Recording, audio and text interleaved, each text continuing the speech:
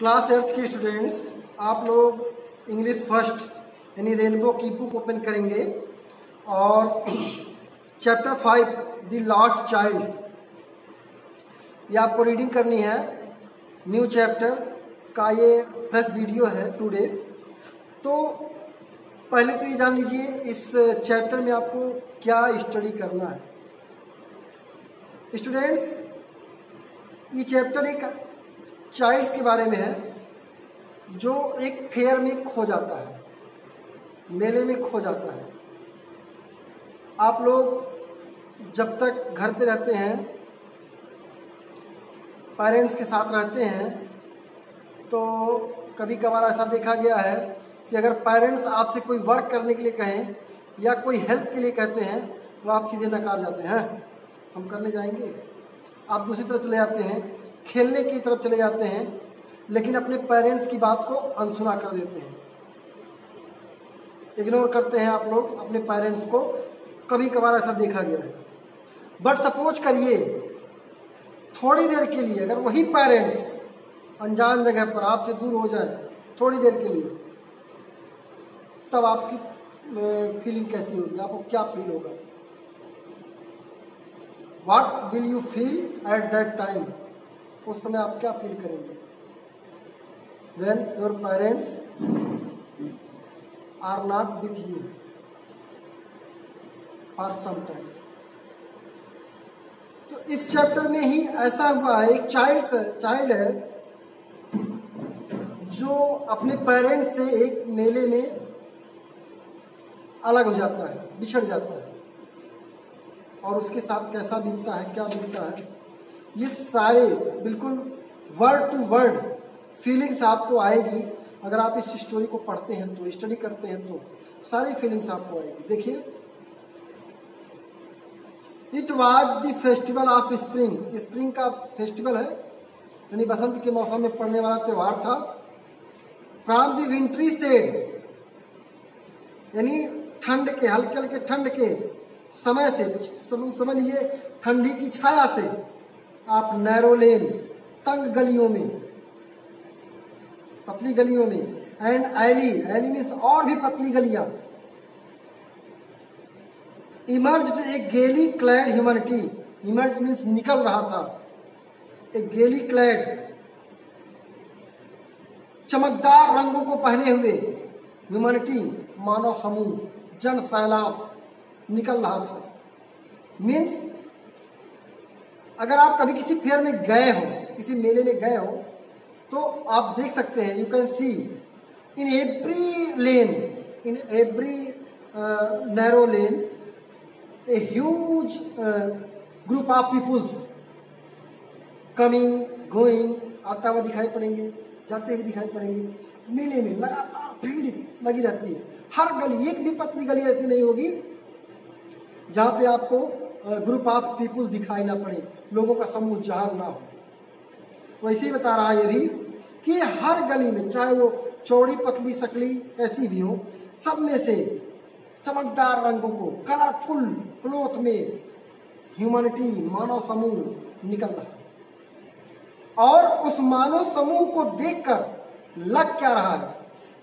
Thick as a swarm of bright coloured rabbit swing from a वारन।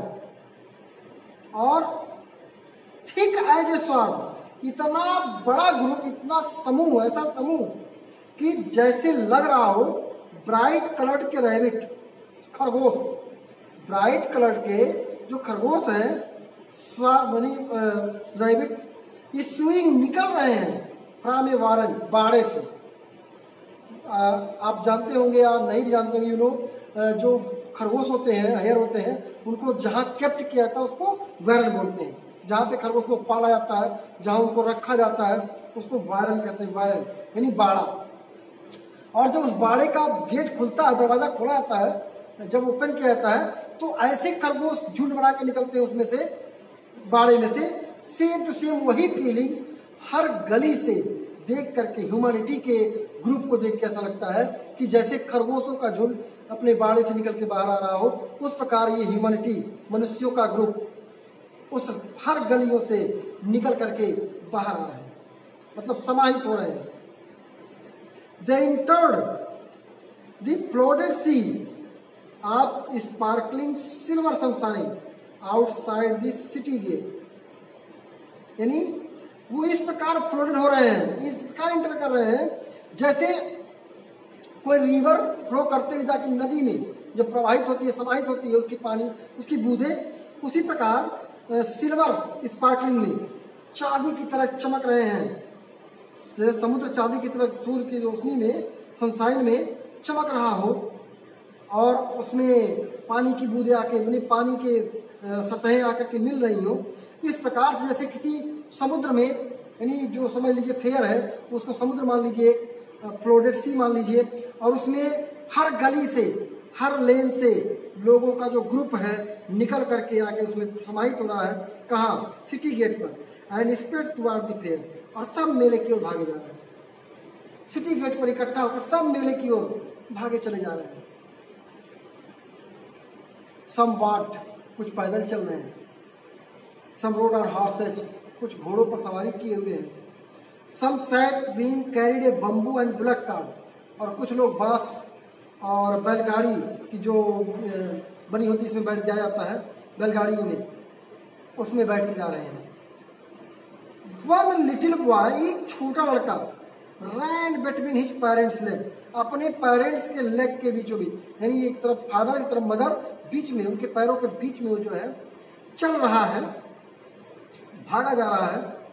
ब्रीमिंग over with life and laughter, और brimming over में भरा हुआ है खुशियों से, जीवन के हर आनंद उसके अंदर समाहित हो गई हो, जीवन का हर आनंद उसके अंदर समाहित है, और हंसते खेलते खुशियों से भरा हुआ वो लड़का अपने पेरेंट्स के लेग्स में चला जा रहा है।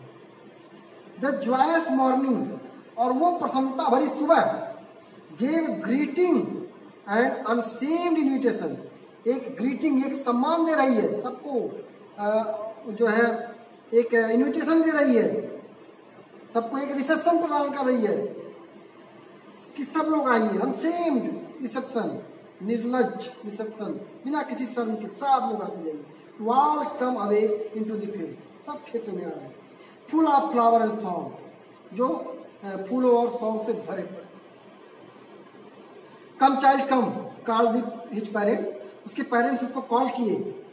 एज ही लेग्ड बिहाइंड, जब उसके पैर पीछे हो गए, मतलब चलते चलते पैरों के बीच में चलते वो उसके पैर पीछे हो गए, मतलब वो पीछे चला गया। क्यों?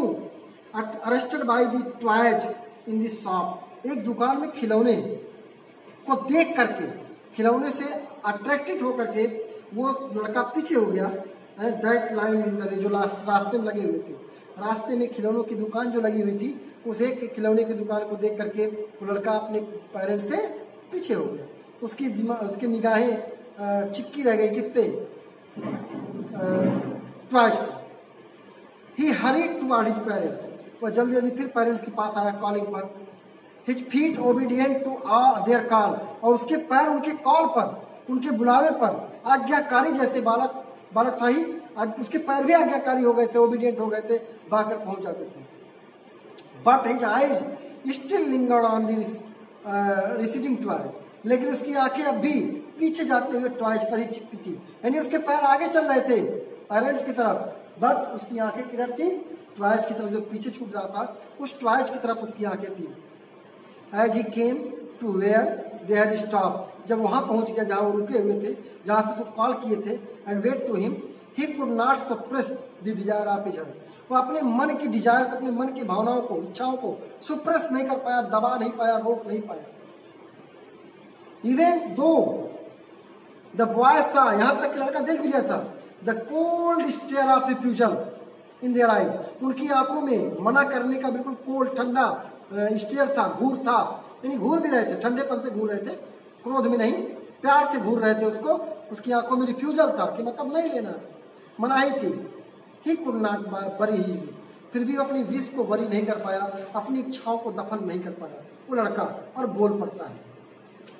अब क्या बोलता है लड़का, क्या कहता है? आप इसके लिए आपको वीडियो का इंतजार करना पड़ेगा। नेक्स्ट वीडियो में आपको आगे जो है स्टडी कराई जाएगी। तब तक बैठ करके इसको वर्ड टू वर्ड पढ़िए और उसके अर्थ को समझने का प्रयास करिए। बस आज की वीडियो